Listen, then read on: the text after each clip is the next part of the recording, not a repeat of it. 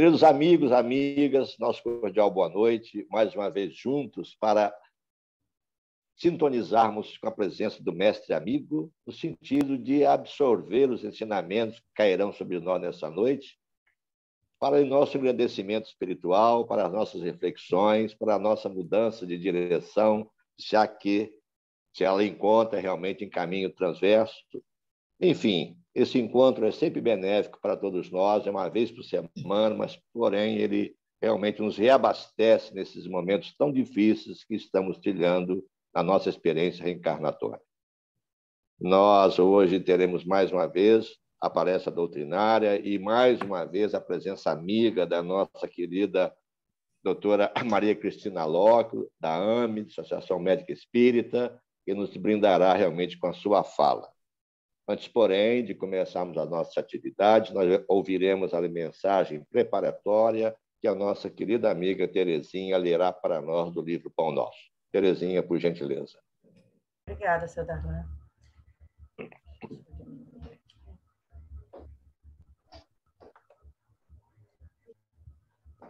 Então, do livro Pão Nosso, a lição de número 164, intitulada O Diabo. Respondeu-lhe Jesus: Não vos escolhi a vós os 12, e um de vós é diabo. João 6,70. Quando a teologia se reporta ao diabo, o crente imagina de imediato o símbolo mal dominando no inferno sem fim. Na concepção do aprendiz, a região amaldiçoada localiza-se em esfera distante, no seio de tormentosas trevas. Sim, as zonas purgatoriais são inúmeras e sombrias, terríveis e dolorosas. Entretanto, consoante a afirmativa do próprio Jesus, o diabo utilizava os serviços apostólicos, permanecia junto dos aprendizes e um deles se constituíra em representação do próprio gênio infernal. Basta isto para que nos informemos de que o termo diabo não indicava, no conceito do mestre, um gigante de perversidade, poderoso e eterno no espaço e no tempo. Designa o próprio homem quando algemado às torpitudes do sentimento inferior. Daí concluirmos que cada criatura humana apresenta certa percentagem de expressão diabólica na parte inferior da personalidade. Satanás simbolizará, então, a força contrária ao bem. Quando o homem o descobre no vasto mundo de si mesmo, compreende o mal, dá-lhe combate, evita o inferno íntimo e desenvolve as qualidades divinas que o elevam à espiritualidade superior. Grandes multidões mergulham em desesperanças seculares, porque não conseguiram ainda identificar semelhante verdade. E comentando esta passagem de João, somos compelidos a ponderar. Se entre os 12 apóstolos um havia que se convertera em diabo, não obstante a missão divina do círculo que se destinava à transformação do mundo, quantos existirão em cada grupo de homens comuns na Terra? Obrigado, Terezinha. Convocamos a todos ao momento da prece, procurando sintonizar os nossos pensamentos com o plano mais alto, para que nós possamos nos sintonizar com os amigos espirituais, ligados à nossa casa querida, para que nesse instante abramos as portas da nossa consciência, da nossa alma, para recebermos as palavras que realmente vão nos tocar profundamente de acordo com as nossas percepções. O Mestre Jesus, que nos abençoe nesse novo encontro, e que possamos estar realmente aptos a receber essas informações, trabalhá-las dentro de nós e colocá-las em prática no nosso dia a dia, no momento em que a humanidade passa por uma provação tão necessária para a sua evolução espiritual. Senhor Jesus, que cada um de nós, nesse momento, seja um pavio, que através da mensagem que veremos realmente ouvir, possa acender em cada um de nós a luz, a nossa própria luz, conforme tu recomendaste, que acendêssemos a nossa luz. E que nesse momento, Senhor, essa luz possa nos guiar nos passos da vida, fazendo de nós futuros sacerdotes, para levarmos adiante a tua mensagem de paz, libertação e consolo para os nossos irmãos. Inspira a nossa irmã encarregada da palavra da noite, que ela possa realmente, em cada frase, enviar para nós relicário de vibrações, de conhecimentos. Ampara cada um de nós. Fique conosco e que assim seja. Irmãos queridos, antes de dar a palavra para a palestrante, nós lembramos aqui que estamos participando de uma palestra online. Em vista disso, ainda estamos em nossas residências ou em nossos locais adequados. Não teremos realmente o passe individualizado, tendo em vista de estarmos em nossas casas, mas nem por isso deixaremos de receber a assistência espiritual dos nossos benfeitores e amigos ligados à nossa casa querida. Também não temos a água fluidificada na casa, mas nós temos a água fluidificada em casa e podemos utilizá-la realmente, porque a visita dos amigos espirituais colocarão a necessidade do remédio para cada um de nós. Teremos hoje, como eu falei anteriormente, a visita e ouvirmos a palavra da Maria Cristina Alok. Ela vai falar para nós sobre pandemias, o que a doutrina espírita nos ensina. Vamos ouvir e aprender um pouco mais. Cristina, a palavra é com você. Obrigado. Boa noite a todos. Bom, vamos ver se dá certo agora de dividir a tela.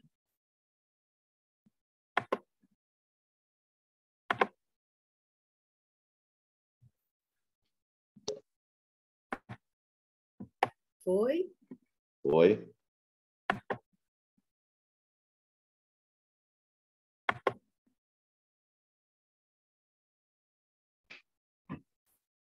Bom, em primeiro lugar, vamos ver o que a ciência fala, a ciência e a história falam sobre pandemias. Bom, segundo o dicionário de epidemiologia, tratado, na realidade, de epidemiologia da Rucariol, que é uma cientista brasileira de renome, uma epidemia seria uma alteração espacial e cronologicamente delimitada do estado de saúde e doença de uma população, caracterizada por uma elevação progressivamente crescente e inesperada e descontrolada de incidência de determinada doença ou agravo, ultrapassando e reiterando valores acima do limiar epidêmico pré-estabelecido. Então, significa que alguma coisa que não era esperado apareceu e vai crescendo descontroladamente. Isso que a gente chama de epidemia. Como aqui, eu vou dar um exemplo aqui. Esse daqui é um gráfico do enterramento no cemitério de Santo Antônio nos anos 1917, 1918, 1919. Então, o enterramento acontecia aqui, normalmente, aqui nessa linha de baixo também, normalmente, que é os anos de 1917, 1919. Quando chega em 1918, essas são duas linhas, porque uma é enterramento total e outra enterramento de pacientes respiratórios. Vocês veem que o enterramento vinha como vinha todos os anos, normal, e de repente tem um pico aqui. Isso significa que aqui teve uma epidemia, que foi a famosa gripe espanhola, né, que matou, segundo os dados estatísticos, em torno de 4 mil capixabas na época. Então, foi uma epidemia. Vinha normal, uma normalidade normal, e, de repente, subiu descontroladamente e caiu. Epidemia, ou peste, ou flagelo, ou pestilência, é tudo sinônimo. Então, quando a pessoa fala a peste de 1900, a peste não significa que a doença se chama peste. Peste é sinônimo de epidemia. Flagelo também, no dicionário, é sinônimo de epidemia, como é pestilência. Já a quarentena, que é outro termo que a gente tem falado bastante, né? A quarentena, que fulano está de quarentena. Como surgiu esse nome quarentena? Numa epidemia na Itália, em Ragusa, no porto de Ragusa, eles determinaram que as pessoas teriam que, quando chegassem no porto, em vez de entrar na cidade, teriam que ficar 40 dias separados naquele local, para depois entrar na cidade. Então, é 40 giorno. Então, daí veio a palavra quarentena, que hoje em dia não é 40 dias, depende da doença. Por exemplo, na Covid, no começo era 14 dias e agora são 14 dias. Então, cada doença tem uma quarentena diferente, mas o começo da palavra veio de 40 dias em italiano. Há epidemias e pandemias estão na história, desde a história medieval, a pré-história, a gente já tem descrições na Grécia Antiga de epidemias. O Tucídides, um historiador da Grécia Antiga, publicou relatos de epidemia. Então, desde que a gente tem relatos de história escrita, a gente tem relatos de epidemias e pandemias no mundo.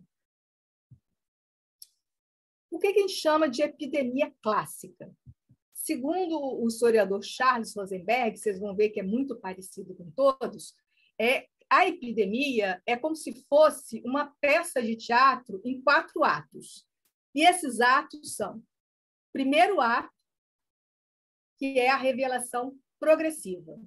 O segundo ato, que é o gerenciamento da aleatoriedade. O terceiro ato é uma negociação de resposta pública. E o quarto e o último ato, a subsidência e a retrospecção. Eu espero que a gente esteja nesse momento. Mas, vamos lá. No primeiro ato, há uma demora em reconhecer e aceitar a epidemia. Então, os governantes dizem, não tem nada, é tranquilo, é uma gripezinha, vai passar, não tem, não existe. Mas aí, a admissão que realmente tem uma epidemia só acontece mais para frente. Eles negam, mas depois não tem como. A pessoa está vendo morrer aqui, está vendo morrer ali. Como que não tem? Tem! Então, começa a ter isso. Começa a ter a cobrança. Primeiro, os médicos começam a avisar, tem um caso estranho aqui, tem outro caso estranho ali, outro caso, e aí o governo vai abafando, até não tem mais condição. Então, não tem como negar. Existe uma epidemia. Por que eles agem assim? Isso eu não estou falando da epidemia atual, não, gente. Isso é um livro de história que ele resume todas as epidemias assim. Então, por que eles agem assim? Os comerciantes, os homens de negócio, porque toda epidemia vai causar transtorno nos negócios. E os governantes, porque toda epidemia vai causar alteração nos orçamentos, na ordem pública. Então, eles tentam abafar para ver se não causam histeria, não causam confusão, para ir tentando abafar e tentando tentar controlar a situação sem que haja muita confusão. E aí, passa para o segundo ato, que, aceitando a realidade, vai implicar em fornecer estruturas para que aquela arbitrariedade que é desalentadora, uma epidemia, possa ser administrada. Por muitos séculos, hoje ainda, né, tem algumas pessoas que pensam assim, foi entendido como se fosse um relacionamento com Deus, um quadro moral e transcendente, uma submissão a um pecado que aquele povo está tendo, e podia ser pecado individual, pecado coletivo. Então, era muita promessa, muita procissão. Isso precisava ser minimizado com promessas, missas, procissões, pagar alguma prenda para o santo do dia. Geralmente é São Sebastião e São Roque, que são os principais santos relacionados à pandemia, epidemias e pandemias. São Sebastião, porque morreu flechado. E na época antiga, eles achavam que a epidemia era como se Deus estivesse com uma flecha acertando os alvos. Não adiantava a pessoa correr, porque ele emitiu o alvo direitinho. Era a explicação que eles tinham por que uma pessoa era atacada e outra pessoa não atacava. Então, era Deus que, com a flecha, ele jogava a flecha certeira naquela pessoa e na outra não. Então, São Sebastião, como morreu flechado, é o santo contra as epidemias favorito, né? E o gerenciamento, as pessoas começam o governo começa a fazer aquele gerenciamento, começa a haver crítica social, a sociedade começa a criticar, começa a querer um controle social. No terceiro ato, tem que reconhecer que existe uma ação coletiva, né? É uma pressão gerada da população para que haja uma resposta e uma cobrança da incapacidade do governo de agir. Então, é uma cobrança que o governo não está agindo, é uma resposta comunitária que é decisiva, é visível, a resposta da comunidade é visível, um ajuda o outro, um começa a se ajudar. As escolhas políticas constituem possíveis vereditos que podem estar ligados tanto a julgamentos, a qualquer julgamento. Então, depende de como está aquela situação na época. Existem ritos coletivos, como queima de alcatrão, para limpar a atmosfera, que existia muito isso, hoje em dia nem tanto, né? Jejum, oração, limpar a atmosfera. Então, é uma série de atuações que vão acontecer, e a solidariedade da comunidade é um dos requisitos importantes de acontecer. Ao mesmo tempo, né, esses ritos também têm um controle e uma realidade que é intratável, né? Você não está conseguindo controlar aquela realidade, porque aquela pandemia está evoluindo. São momentos de medo, desorganização social, e não é surpreendente que as pessoas procurem uma garantia em quadros de explicação que lhes são familiares e políticas que lhes proporcionem algum significado, mas também alguma promessa de eficácia, com a adoção de medidas de saúde pública e de administração que reflete nas atividades culturais das pessoas. É o momento de fugir, aquelas pessoas que podem fugir. Na idade antiga, era fugir para o interior, fugir para a cidade do interior. Hoje em dia, é fugir para um lugar também do interior.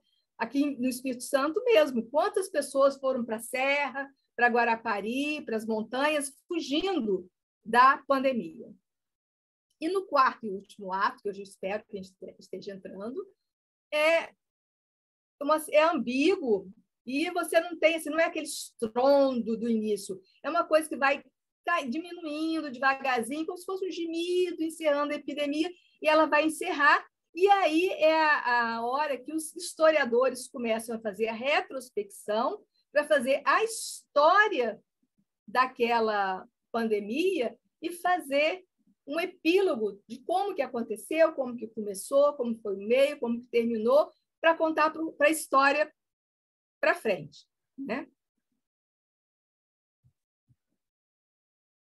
Já a pandemia é um termo que não quer dizer gravidade da coisa, quer dizer que é uma expansão geográfica, quer dizer que a doença se espalhou por vários países do mundo de maneira simultânea, mas que há transmissão sustentada dela. Não pode ser assim. Por exemplo, começou a epidemia aqui no Brasil.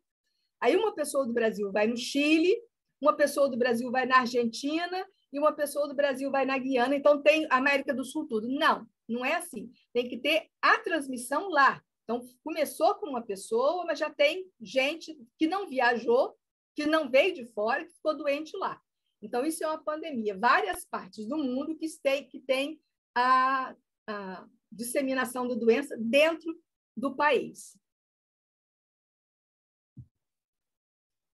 Já o nome Covid-19 tem várias fake news por aí, né, dizendo que é um nome interessante. O mais interessante que eu achei foi esse aqui, mas tem vários. É certificado de identificação de vacinação com inteligência artificial. Esquece isso. O nome de Covid-19 tem várias coisas falando de doença, de botar de invenção. Não. Covid-19 nada mais é do que a abreviatura de Coronavirus Disease 2019. Coronavírus, que é o vírus, disease, doença em inglês, e 2019, que foi descoberto em 2019. Foi quando começou a pandemia. Então, nada mais é do que a abreviatura de doença do coronavírus de 2019. Bom, não tem nada de sobrenatural, nada de incógnita, nada de controle do mundo por algum... Não, é só isso que quer dizer. Esse daqui é o mapa do mundo da doença hoje. Esse site é um site da Johns Hopkins University dos Estados Unidos, que todo dia ele atualiza os dados da Covid. Então, esse é o dado de hoje, às 5h04. Então, nós tínhamos, no mundo todo, 4.998.731 mortes por Covid, sendo que o total de casos da doença é de 246.633.898 casos. Mas já a vacinação já está, em alguns países, de vento em popa. E apesar da imprensa querer fazer pior do que ela é, porque a epidemia já é ruim, mas a imprensa ainda faz um alarme muito maior, o Brasil não é o país do mundo mais afetado pela Covid. Vocês podem ver aqui por aqui, que é casos de mortes por país. Então, hoje, o país que mais tem mortes pela Covid por habitante é os Estados Unidos.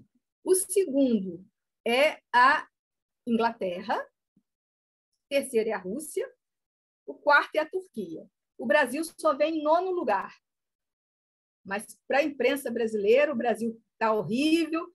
Não é que o Brasil foi um dos melhores para seguir a pandemia, mas tem muita crítica social que, em vez de ajudar, atrapalha. É uma pandemia grave, teve um descontrole importante, mas nosso país não é um dos piores. Eu vejo, de vez em quando, alguém falar assim, porque a Israel já vacinou, logo lá em janeiro, Israel já vacinou toda a população. Gente, Israel tem menos de 9 milhões de habitantes. O Brasil tem mais de 200 milhões.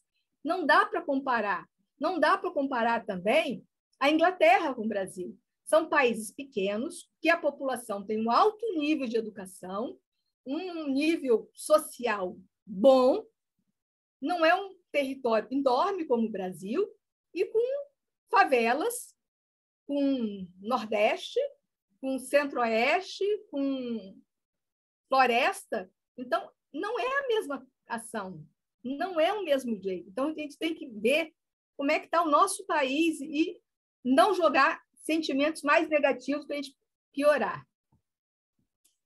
Daqui para quem quiser ver, esse é o site Desandada, esse site aqui, que é o site que você olha todos os dias, ele vai atualizando por hora os casos de morte, quantos pacientes tiveram e quantos de vacinação. E a gente tem que dar graças a Deus que a gente está nessa epidemia, nessa pandemia, e todo mundo está desesperado, que é uma coisa que nunca teve. Gente, gripe espanhola aconteceu em 1918, morreram num planeta que, na época, tinha menos de 2 bilhões de habitantes, entre 50 e 100 milhões de pessoas. Hoje, nós não chegamos a 246 milhões de pessoas com a doença. Então, a gente tem... E hoje em dia, nós temos quase 8 bilhões de habitantes na Terra. Naquela época, não tinha telefone, não tinha internet, não tinha televisão e não tinha rádio. Então, nós temos que botar a mão para o céu, agradecer muito ao Pai. A gente está passando por essa pandemia nessa situação, e a gente tem a internet para estar fazendo essa palestra, para se comunicar, para conversar com o pai, com o filho, né? E mesmo de dentro de casa, seguro, a gente pode conversar com as pessoas. Imagina em 1918 que menos de 10% da população brasileira sabia ler e escrever. E o único meio de mídia era jornal. Então, vamos agradecer ao Pai pelo que a gente está passando. Então, vamos falar ainda da Covid. É uma doença causada pelo SARS-CoV, um vírus de genoma de RNA simples de sentido positivo que pertence à família dos coronavírus. Se ele tem um RNA simples, significa que ele precisa da nossa célula, da célula de um ser vivo, para se duplicar, porque ele não consegue se duplicar. Então, ele automaticamente ele precisa estar dentro do corpo ou de um ser, de qualquer ser vivo, qualquer animal, né? De algum animal para ele conseguir se reproduzir, porque senão ele morre. Ele ficar ali num cantinho e não tiver nenhum ser vivo para ele entrar, ele vai morrer. E o coronavírus já é conhecido desde a década de 60 e já foi até responsável por 2 pandemias antes dessa. Mas foram pandemias pequenas, não foi tantos casos, e a MERS foi só lá no Oriente. Então, a gente pouco ouviu falar. Então, o SARS-CoV-2, que já teve que foi em 2002, a MERS foi em 2013, e agora, 2019, essa. Os principais coronavírus só dão resfriado, mas os 3 da pandemia dão infecção respiratória grave. O período de incubação variou de 1 dia até 27, mas a média 10, 14 dias de incubação da doença. Além da incubação, a doença tem 3 estágios, que é o estágio 1, que é a infecção viral, o estágio 2, que é pneumonia, e o estágio 3, que é hiperinflamação com tempestade inflamatória e alguns descontroles que começam nessa fase. Então, na primeira fase, é uma fase de resposta viral. E aqui começa, quando termina a resposta viral, começa a resposta do nosso organismo ao vírus, que é uma fase de resposta inflamatória. Essa resposta inflamatória que nós fazemos ao vírus é que causa a maioria dos sintomas. Quando está só a fase de resposta ao vírus, já atacando o vírus, 0% de mortes nessa fase. Aí já começa na fase que começa a inflamação, de 15%, e quando chega na fase de resposta inflamatória, em cerca de 50% das pessoas que chegam nessa fase vão a óbito. Além de aqui, eu vou mostrar para vocês rapidamente, quando o pessoal fala, vidro polido é essa imagem, assim como se tivesse um vidro, que você estiver vendo um vidro polido, que a gente fazia antigamente. Ela prefere a parte fez. Aqui é uma tomografia de um pulmão cortado de lado. Aqui está o coração, que está à frente, e aqui está as costas. Então, ele prefere a parte posterior e periférica do pulmão. Mas pode acontecer no pulmão todo, dependendo da gravidade. E aí, quando ele está esse pulmão todo assim branco, a pessoa não consegue respirar. Além da fase da doença, tem a fase que a gente chama de COVID longo. Hoje a gente já sabe que em torno de 48% dos pacientes de moderado a grave, com 1 ano de doença, ainda tem sintomas. Esses sintomas podem ser fadiga, queda de cabelo, esquecimento, perda do olfato, doença respiratória. Eu tenho uma paciente com 50 anos de idade que ela tem 40%, ela nunca teve problema respiratório, não tinha doença nenhuma, e agora ela tem 40% só da capacidade respiratória, porque o pulmão dela foi embora com a doença. Em repouso, ela tem falta de ar. E, infelizmente, vai ficar assim, né? Pode ser problema cardíaco, miocardite, pode ser problema renal, pode ser problema hepático. Então, ela deixa uma série de alterações no corpo. E aí, além das alterações do corpo, a gente vê esse sofrimento, né? Daqui foi a Itália, né? Naquela época, a gente via aquele desespero, a gente achava que era uma coisa longe, né? Mas logo depois a gente começou a ver aqui, e a gente teve, infelizmente, o desprazer de ver isso acontecer nessa gravidade no Amazonas. E uma das coisas que dá mais sofrimento nas pessoas é não poder se despedir, porque a despedida, o ritual do enterro é muito importante para nós humanos, para ver assim, terminou, acabou, e para você trabalhar esse luto. Foi uma fase que encerrou. E isso a gente não tem com a epidemia, porque uma das primeiras coisas que a gente faz na epidemia é não expor o corpo, porque você pode expor mais pessoas para ter vírus. Isso, para a gente, é muito doloroso, essa despedida sem despedir. Isso causa uma série de transtornos. E aí, a parte mais ou menos resumida é essa, da parte da Covid. Mas qual a visão da doutrina espírita sobre os flagelos? Kardec vai nos dizer que a finalidade dos flagelos destruidores, que de tempos em tempos acometem o mundo, né? De tempos em tempos a gente tem algum flagelo, são para a progressão mais depressa da humanidade, porque a destruição é uma necessidade para a regeneração moral dos espíritos. Então, a gente tem que ter a destruição para ver a regeneração. É que essa impressão de flagelo é porque a gente está do ponto de vista de quem está parado, apreciando, por causa dos prejuízos que a gente tem.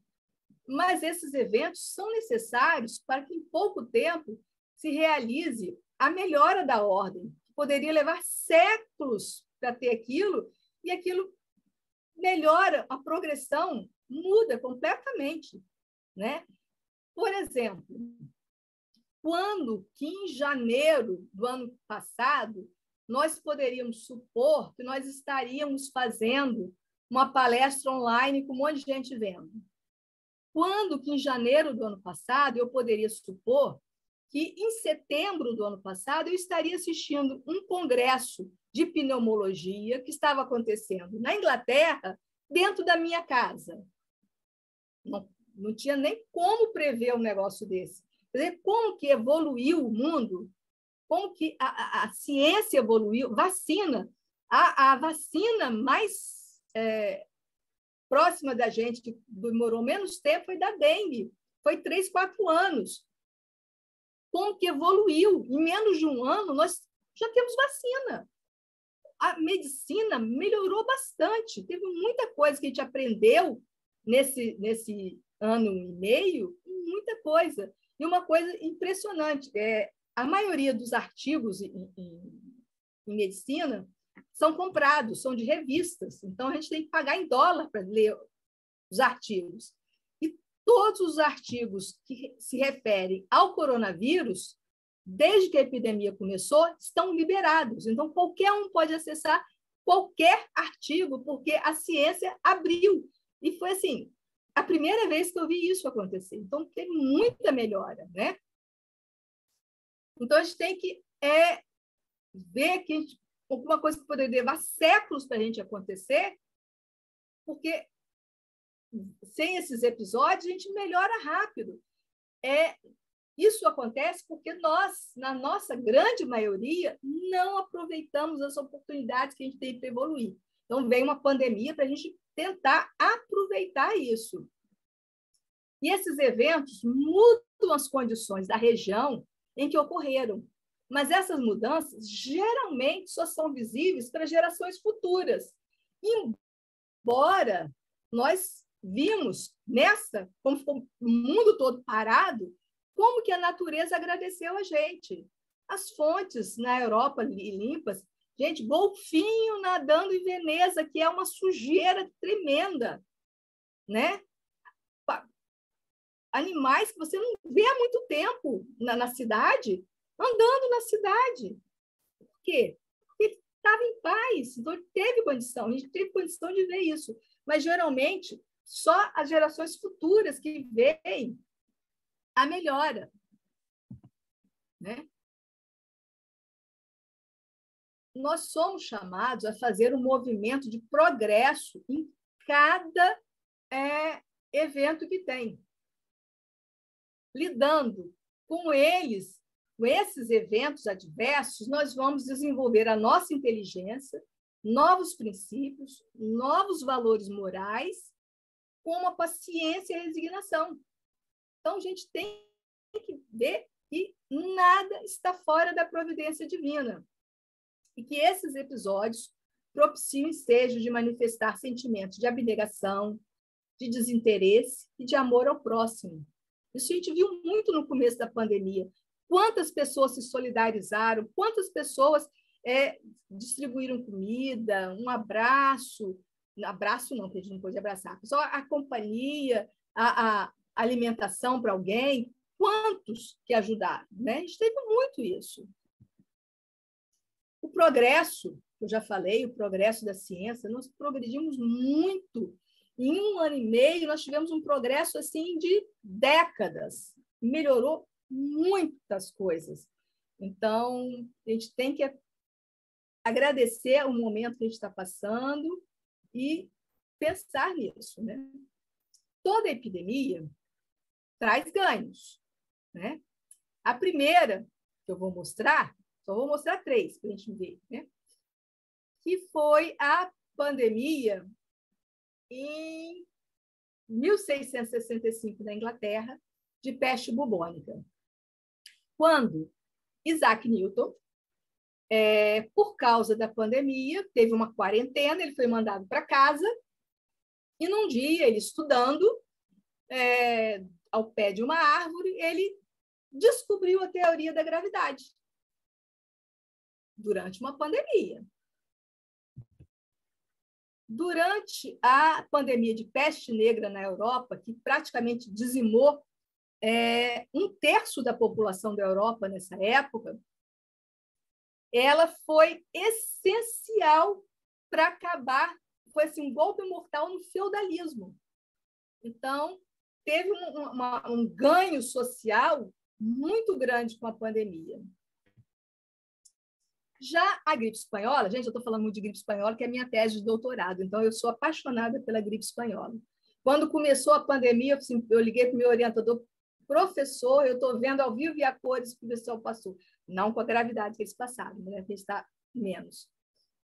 E a pandemia de gripe espanhola, em 1918, no final da Primeira Guerra Mundial, foi responsável pelo cancelamento de muitas batalhas da guerra, porque os soldados de ambas as partes estavam acometidos da gripe. Inclusive, o general alemão Ludendorff, que era o responsável pela ofensiva final alemã, ele dizia que a gripe espanhola tinha roubado a vitória dele, porque ele tinha se preparado para fazer uma grande ofensiva que, pelos cálculos dele, ele ia dizimar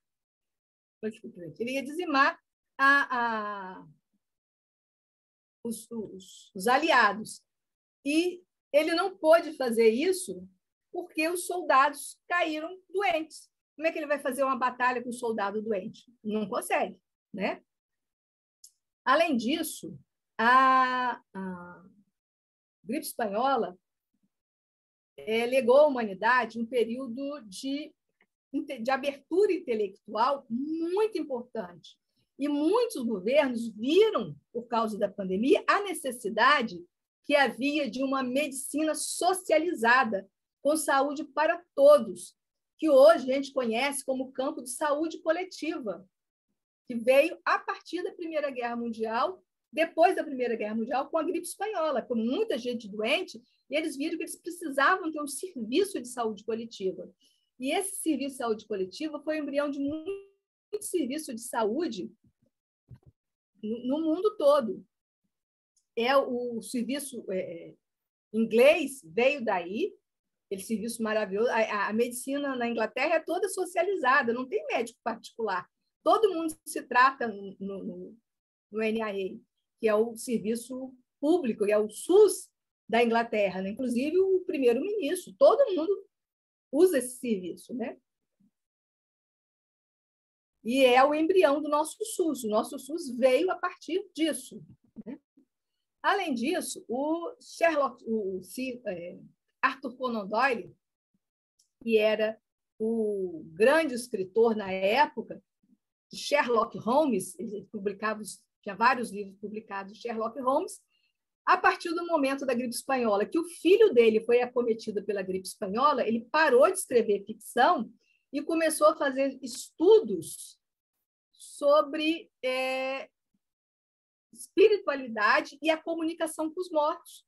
Foi um interesse próprio? Foi. O filho dele morreu, ele estava sofrendo, ele queria entender aquilo. E ele começou a estudar, inclusive ele foi convidado a discorrer na comissão científica da Universidade de Cambridge, em 1926, sobre isso, e a partir daí ele começou a escrever, né, a história do espiritismo, né, a nova revelação. Então, ele passou por um momento que foi crucial na vida dele de mudança.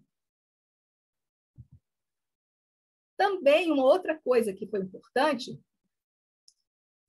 como teve muitos órfãos da pandemia, como hoje também tem, né, esses tiveram que fazer alguma coisa para regular isso. Então, a criação de normas de adoção começou nessa época, por causa da necessidade de regularizar esses muitos órfãos que tinham. Então, também é um outro avanço da pandemia de gripe espanhola.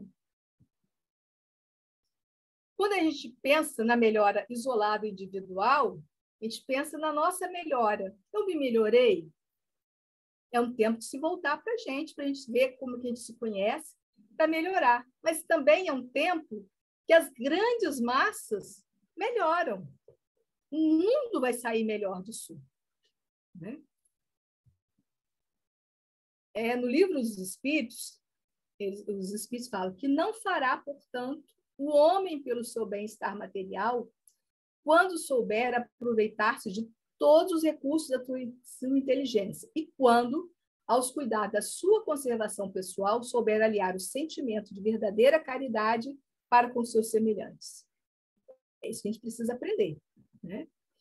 Divaldo Franco, numa palestra feita ano passado, no começo, acho que foi em março ou em maio, se não me engano, ele falou que essa pandemia era uma pandemia que era uma misericórdia divina, porque estava programado para o mundo uma guerra nuclear, com muito mais mortes, com muito mais destruição do planeta, e que a misericórdia divina, então, em vez de fazer uma guerra nuclear, colocou um vírusinho invisível, microscópico, que não tem arma que consegue combater. Então, não adianta as armas nucleares do mundo que não dão combate ao vírus. Só o que combate o vírus é o amor e a união. Então, quando a gente tiver total amor e união, nós vamos ter o combate aos males que afligem o planeta. Essa semana, a gente teve uma notícia maravilhosa. Um laboratório americano desenvolveu uma medicação que diminui a progressão da doença. E, assim como Sabin fez na época da poliomielite, ele liberou a medicação, apesar do custo que ele teve para fazer a medicação, ele liberou a medicação para qualquer laboratório fazer e ele não vai cobrar royalties. Então, isso é um ganho para a humanidade enorme. Que a única pessoa que eu tinha visto isso antes em medicina era o Sabin, que ele fez a vacina da poliomielite e ele liberou para qualquer governo fazer, porque ele achava que aquilo era necessário para que as crianças não tivessem paralisia infantil. E esse laboratório fez isso agora. Então, é um ganho, né? Bezerra de Menezes, na psicografia de Divaldo Franco, vai dizer que o grande antídoto para todos os males é o amor responsável, é o amor dinâmico, é o amor que doa e não se preocupa em receber nem mesmo um sorriso beneficiário. Mais do que nunca, Jesus precisa de vossas mãos, falar pelos vossos lábios, sentir o calor da vossa compaixão e a misericórdia de vossos sentimentos. Então, é tempo da gente orar e vigiar. Vigiar os nossos pensamentos, vigiar os nossos sentimentos, vigiar a nossa boca. No livro de Transição Planetária, do Divaldo, é descrito o planeta como envolto em nuvens negras, que são os nossos fluidos. Então, a gente precisa liberar fluidos melhores para o nosso planeta melhorar. Nós precisamos passar por um planeta de regeneração, mas com ele envolto em fluidos negros, a gente não vai conseguir. E esses fluidos negros são os nossos sentimentos, né? Então, esses, portanto, são dias de purificação interior. E, em consequência, a injustiça, a promiscuidade e a vileza moral da maioria dos humanos terrestres atraíram os tormentos que os ora afligem e atemorizam as multidões desassidas. Então, fomos nós que atraímos esse momento. Nós precisamos nos elaborarmos, nos melhorarmos para passarmos para outra fase. No livro do Divaldo também tem uma comunicação que necessitamos comunicar aos bons trabalhadores reencarnados em chamada de advertência o que vem ocorrendo em nossa esfera causal, esse momento enegrecido dos fluidos que estão cobrindo a Terra. Convidá-los à manutenção de comportamento moral severo e ação da caridade como normativa de equilíbrio existencial. Nós precisamos não só falarmos, mas exercitarmos a nossa caridade no nosso dia a dia. Quando eu ganhar na Mega Sena, eu vou... Não precisa. Eu posso dar um bom dia, uma boa tarde, um obrigado, um por favor, um sorriso. Já é uma caridade. Eu posso ouvir a tristeza do outro, eu tenho alguma coisa que eu posso fazer por você. Isso é uma caridade, gente. Todo mundo pode fazer no nosso dia a dia, com o nosso companheiro que está do lado, com o nosso familiar, com o nosso companheiro de trabalho. É o nosso dia a dia que a gente tem que modificar. Refugie-se na doutrina de amor, demonstrando em atos, ao invés de palavras untuosas de autoengrandecimento. Então, a gente precisa mostrar em atos que nós somos discípulos de Jesus. No dia a dia. Simplicidade de coração, pureza de sentimentos, abnegação no serviço e alegria na obra do Senhor são alguns dos requisitos que definem os verdadeiros servidores da última hora. Então, a gente tem que prestar atenção nessa lição. Simplicidade de coração, pureza de sentimentos, abnegação no serviço e alegria na obra do Senhor. Então, é um momento que, no começo, a gente só olhava para o lado de fora, pela janela, né? Mas mesmo assim, a gente podia emitir sentimentos bons, orar, vibrar pelo planeta, emitir pensamentos não de angústia, de medo, de incertezas, tentar emitir sentimentos bons para os outros e para o planeta. E, em vez de a gente ter esse planeta todo assim, cada bolinha dessa, gente, é uma quantidade de doença. Quanto maior a bola, mais doença tem naquela área. Em vez de a gente ver isso, a gente pode ver um planeta completamente diferente. É um momento de a gente parar, voltar para dentro da gente, entendermos os nossos sentimentos, entendermos os nossos defeitos e nos melhorarmos. É tempo da gente aprender sabedoria, conhecimento, coragem, humanidade, justiça, temperança e transcendência. E aí, a gente, munido de pensamentos positivos, vibrações positivas, a gente vai seguir a nossa vida breve, entendendo que nós somos os responsáveis pelos nossos males. Está lá em André Luiz, Entre o Céu e a Terra.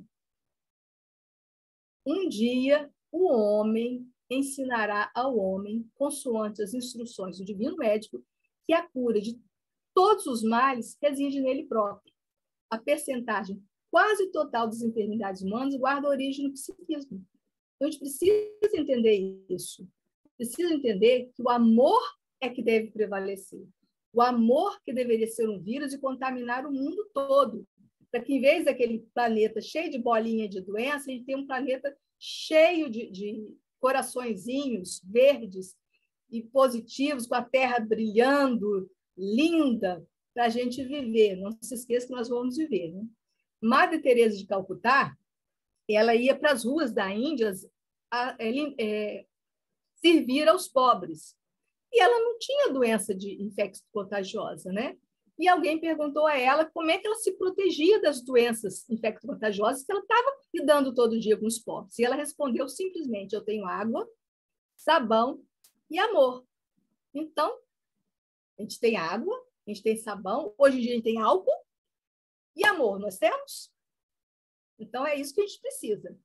Muito amor para com os outros, para que a Terra melhore e a gente se cure. Obrigado pela atenção.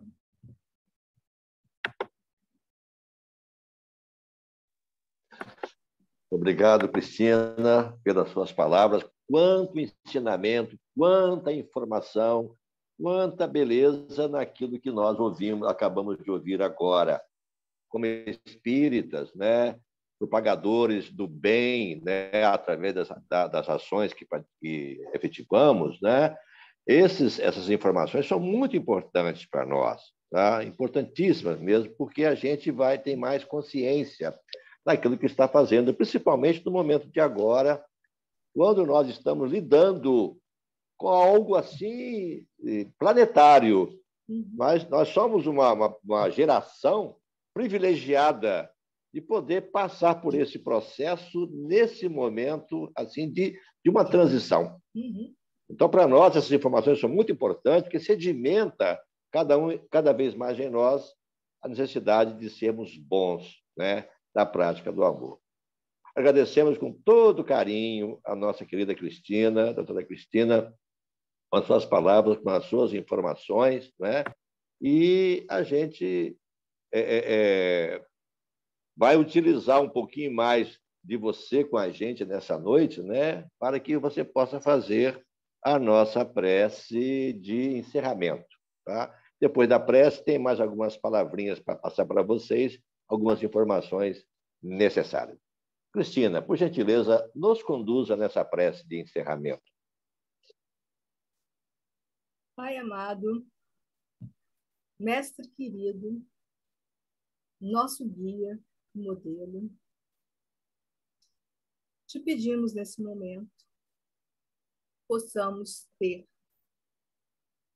lucidez para continuarmos passando por esse momento, que ele possa ser um momento de crescimento espiritual para cada um de nós, que nós possamos vibrar cada dia mais amor e gratidão pelo momento que passamos, enviando nossas melhores vibrações possíveis para o nosso planeta, para os nossos irmãos que nesse momento estão em sofrimento, ou porque estão passando pela doença, ou porque tem algum familiar com doença, ou tem algum familiar que já desencarnou.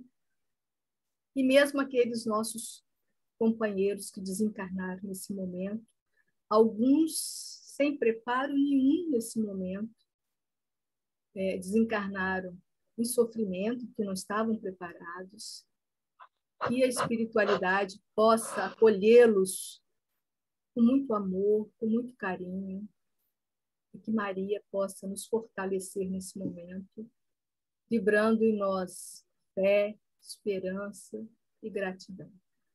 Fique conosco, Pai, agora e sempre, que assim seja. Obrigado, Cristina. Nós, então, teremos agora alguns avisos rapidinhos, né, para concluir a nossa tarefa da noite.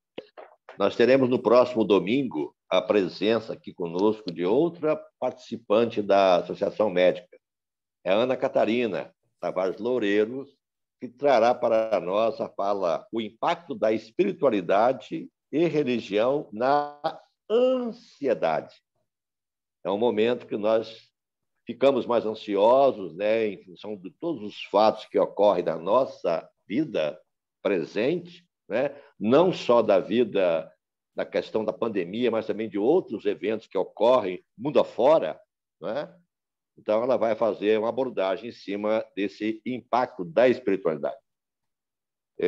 Hoje também tivemos a nossa ação social, último domingo do mês, né? A Cida aí, o Valmir, alguma informação adicional com relação ao evento de hoje?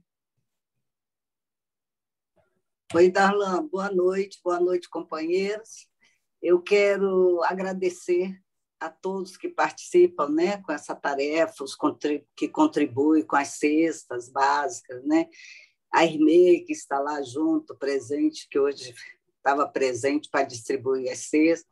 Enfim, correu tudo bem, graças a Deus. Mais um mês, né? Eles receberam as sopas, doações de biscoito, outra companheira doou. Enfim, são os problemas, né? Estão cheios de problemas, mas vamos envolvê-los sempre em prece e estamos juntos. Se Deus quiser, no próximo mês. Para lembrar também, Darlan, Sim. lembrar que, graças a Deus, em nenhum momento nós paramos com essa tarefa que tem nos ajudado, as pessoas têm nos ajudado a manter essa atividade que já vem na casa há mais de 50 anos. Muito bom. Verdade. Beleza. A vida que segue, né? A vida não segue só na nossa vida, mas a vida dos outros também segue e nós temos um compromisso com os outros, né? Próximo para nós é a alavanca do nosso progresso. No dia que nós tivermos essa consciência, nós regeneraremos o mundo, com certeza. Tá?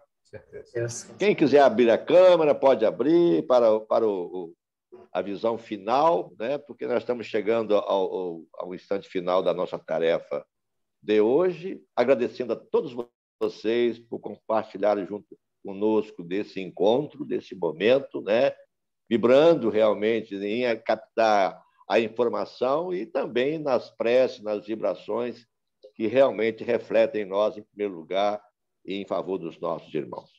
Agradecemos mais uma vez por tudo que recebemos nesta noite, nesse dia, e até o próximo domingo, se Deus quiser. E Ele quer.